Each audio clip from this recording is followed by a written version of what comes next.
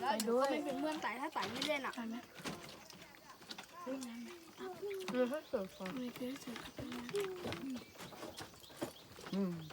อร่อยเนาะ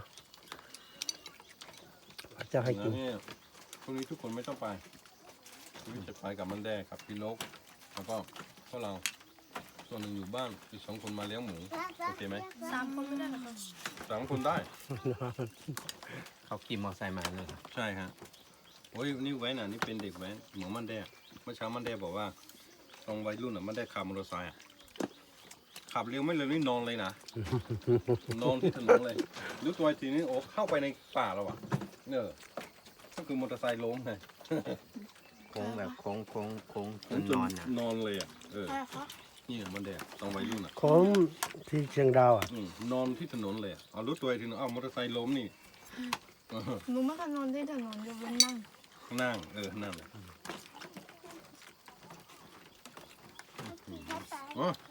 เดี๋ยวเข้ามาขยับเดี๋ยวมาเกิดเชื่อให้แพ้คนหนึ่งเด้อมันติดอยู่ใช่ต่างให้อันนี้แล้ว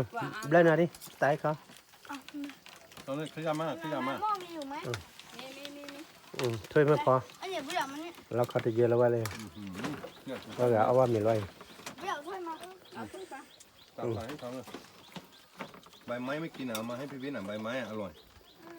เดินใบไม้เนี่ยอร่อยใบมะกรูดมีใบมะกรูดด้วยมีใบมะขามด้วยกินที่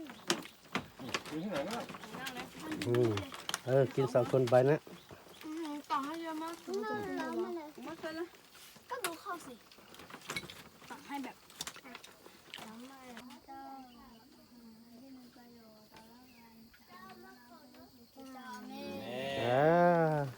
สบายดีป่ะวิลลี่อ้อมไม่ล่ะแล้วนี่เขามากินข้าวเด็กๆมากินข้าวมาหมดเลยโอ้ลูกปลาเยอะเนาะ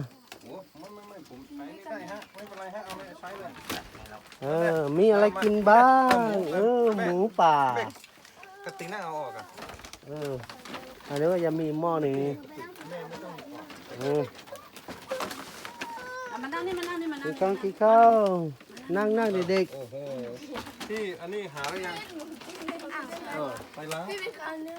ได้เอาช้อนให้ผู้ใหญ่ก่อนไม่เป็นไรแซมนี้ก็ได้แล้วเนี่ยที่เดลที่สวนมาเที่ยวสวนกินเลยมาที่สวนฮัลโหลเดนี่ยาวดาดูเลยกระเมาสวนแล้วเนี่ยยาพาราต้นยาพาราเดฮัลโหลเด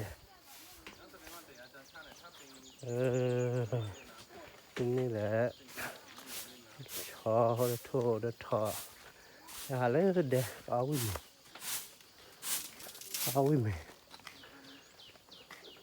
แล้วพลังเขาเลยแกบูโทบูชอบูทอแล้วก็แล้วชอบไม่ได้ชอบพาไม่ได้แล้วก็เจอแล้วเนี่ยว่ากลองก็ได้นาราทุเอาชาวเรียกว่านาริเลยนี่คอลเลอายองเริ่มมีแล้วเชียงรายเวทีใส่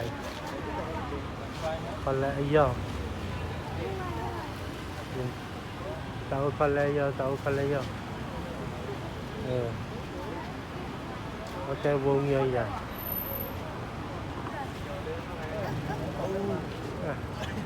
อาจจะว่ากว่าเราด้วยเด็กให้กว่านาฬิกาคอลเลอายอง